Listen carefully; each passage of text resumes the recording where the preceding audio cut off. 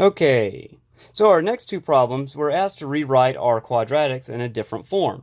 The first one, we're given that quadratic in vertex form, and we're asked to write it in general form. So general form is the same as standard form. And standard form, that is y equals ax squared plus bx plus c.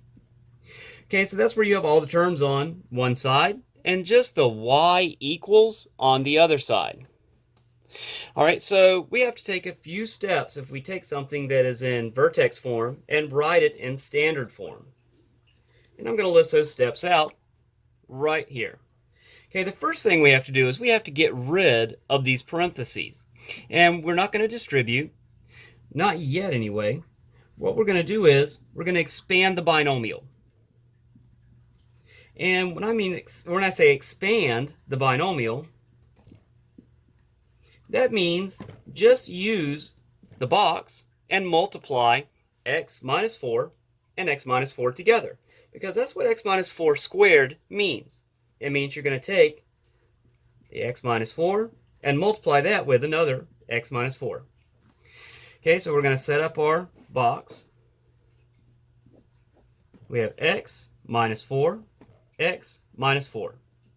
And we're going to multiply those out by just multiplying whatever's in the column with the term that's in the row. So x times x is x squared. X times negative 4 is negative 4x. And then we have another negative 4x. And then negative 4 and negative 4 is positive 16. So when we multiply those out, or we expand the binomial, we end up with x squared minus, these two terms are alike and combine, 8x plus 16. Okay, so we have the rest of the stuff around those parentheses, and we are going to deal with those next. The second part, we need to distribute the negative 2 into that expanded binomial. So we're going to take the x squared minus 8x plus 16, and we're going to multiply all the terms by a negative 2.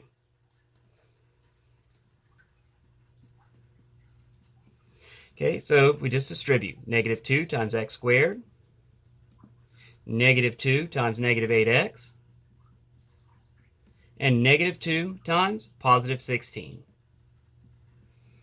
Okay, now we have one last step, and that's the easiest one.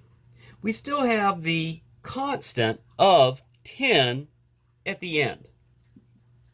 Okay, so now what we have to do, step 3, the last and final step, we're going to combine like terms. And the like terms are always going to be at the end.